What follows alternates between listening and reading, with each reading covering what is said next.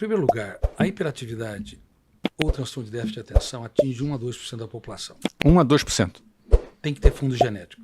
Tem que ter um pai, uma mãe, ou um avô, uma avó, numa linha genética, que fazem 1000 coisas ao mesmo tempo, que são mais agitados, enfim, tem um nível de Ou ansiedade. seja, não é comportamento simplesmente. Não, é genético. É genético. Tem que ter o fundo metabólico Tá. da hiperatividade. É porque tem gente Só que é que- distraída e fala, eu tenho déficit de atenção. Não, é até meio chique. Ficou meio chique esse negócio. É.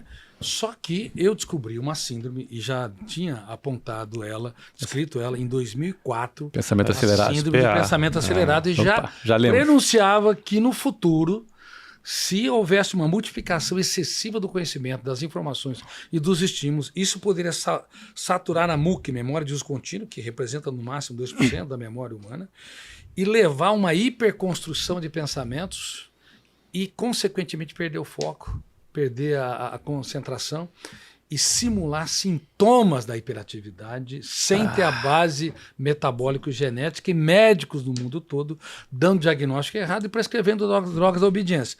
E essas drogas agora ganham uma popularidade enorme e, infelizmente,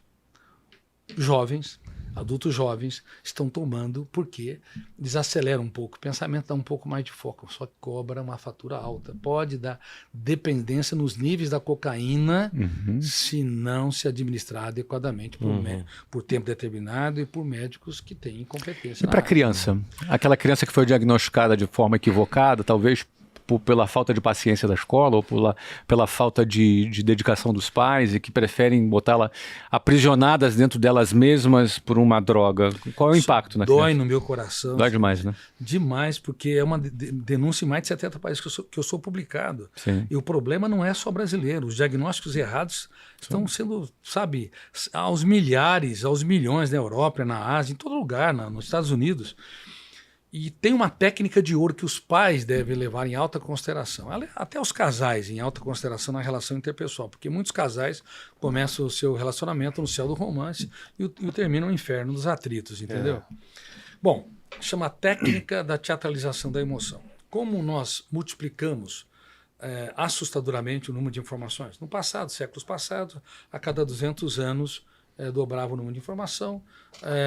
Na década passada, ela multiplicava a cada 1 ano e hoje está multiplicando a cada 1 mês. E tudo isso é registrado automaticamente por um fenômeno inconsciente chamado fenômeno RAM, registro automático da memória. A biografia do córtex, no córtex cerebral não depende da vontade humana. Por isso que se você detesta alguém, rejeita alguém, sinto muito, ele vai dormir com você. Porque a biografia, o registro é automático, involuntário, e registra-se tudo com mais densidade, aquilo que tem alto volume emocional. Como nas redes sociais... E não apaga, né? Não apaga. É isso aí. É impossível deletar a Impossível memória. deletar. Só reeditar a memória. Só reeditar.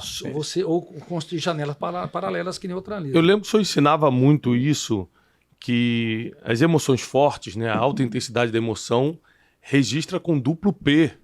Exatamente. Do poder. Poder de ser inesquecível, poder de ser lido e relido e retroalimentado e se tornar um cárcere mental. Ou então, quando você não perdoa alguém, mas fica alimentando aquele espírito de vingança, aquele remorso, você está colocando um duplo poder de tormento emocional. Seria isso? Corretíssimo. Por isso que o ódio, a raiva, a vingança, sentimento de exclusão, em destaque faz mal ao hospedeiro. Mas como é que Jesus condenou todos esses sentimentos se ele não estudou psiquiatria? Então, é incrível. Ele foi o homem mais inteligente da história. É inacreditável. Infelizmente, Harvard não estudou. Cambridge, Oxford, MIT, Stanford. Não estudaram a mente deste homem. Como pode? Mas ele... Não, foi um erro atroz. Se ele tivesse sido estudado, não estou falando nem no ângulo teológico, estou falando do ângulo psicológico, psicossocial, socioemocional. Nós teríamos, talvez, mais poetas e menos generais, teríamos mais artistas plásticos e menos psiquiatras, entendeu? Teríamos uma humanidade mais saudável, com mais proteção emocional. Emendando uma pergunta sobre Jesus, Flávio, rapidinho para a gente voltar aí nos negócios.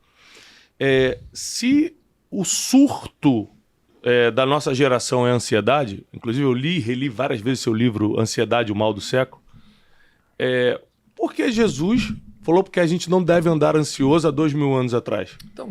Então eu me perguntava, quando eu analisava como um crítico, como um cético, hoje eu sou um cristão sem fronteira, quando eu estudei a mente dele, eu mudei meu pensamento, tá certo? Não defendo uma religião, sou lido por todas as religiões, inclusive pelos ateus e nas universidades. Mas eu quero dizer, eu me perguntava, que homem é este que há 2000 anos ele já falava, não andeis ansiosos. Ele não falou assim, não tem ansiedade, porque a ansiedade ela é muito importante. A ansiedade saudável, que te motiva, que te anima. Por exemplo, vocês têm um podcast que tem um impacto nacional, vocês estão em 7º lugar, vocês têm um desejo de talvez de o 5º, primeiro lugar. Não já fomos o primeiro. Já foi? Algumas de nós. Ótimo. Graças a Deus. E não pela necessidade neurótica de poder. E vamos chegar agora com a participação do Dr. Augusto Cury. Vamos ou não vamos? Vamos ou não vamos? Vai salvar o emprego do Wesley. Vai salvar o Wesley. Tá. Dr. Augusto Cury, num país onde as pessoas não gostam de ler, como o Brasil ainda está se desenvolvendo o amor pela leitura, como o senhor conseguiu vender mais de 35, 40 milhões de livros?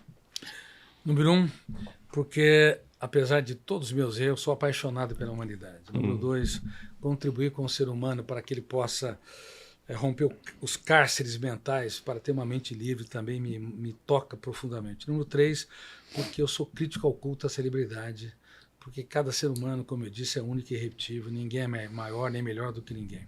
Número 4, eu escrevo e reescrevo pelo menos 5 a 10 vezes cada obra.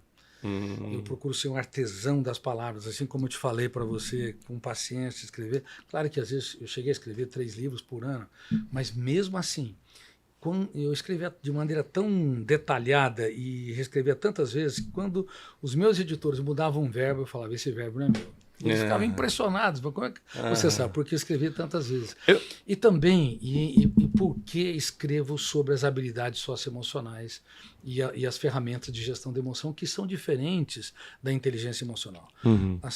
Quando o Goleman soltou seu livro, ou escreveu seu livro, Inteligência Emocional, e não foi ele foi um dos divulgadores, eu já escrevi sobre as ferramentas de gestão de emoção que trabalham os fenômenos inconscientes. Por exemplo, enquanto eu estou falando com você, detona nuvens de gatilho em milésimos de segundo, abre milhares de janelas ou arquivos com milhões de dados para que você assimile cada frase, cada verbo que eu conjugo tempo-espacialmente. E tudo isso ocorre numa velocidade espantosa.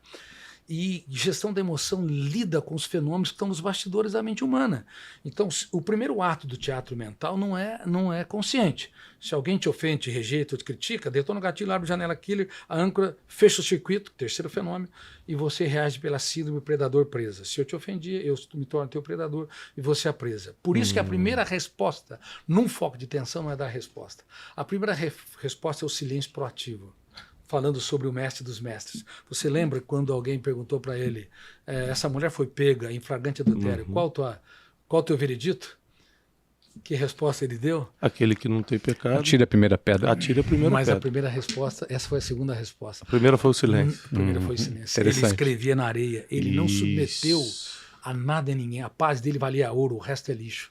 Então, como ele escrevia na areia, ele devia estar perguntando para si, no silêncio proativo, que homens são esses que querem apedrejar essa mulher sem saber sua história, as lágrimas que ela chorou, as perdas que sofreu? Por que eu sou obrigado a comprar aquilo que não me pertence? Então, no silêncio proativo, ele retoma a sua capacidade de autonomia para ser autor da sua própria história e assim dar respostas inteligentes nas situações estressantes. Muito bom. Entendeu, amigos? Então, é fundamental que a gente entenda que a mente humana tem muitas armadilhas. É muito fácil errar e, como eu disse, nos primeiros 5 segundos de tensão, nós podemos cometer os maiores erros da nossa vida. Palavras que pais nunca deveriam dizer para os seus filhos.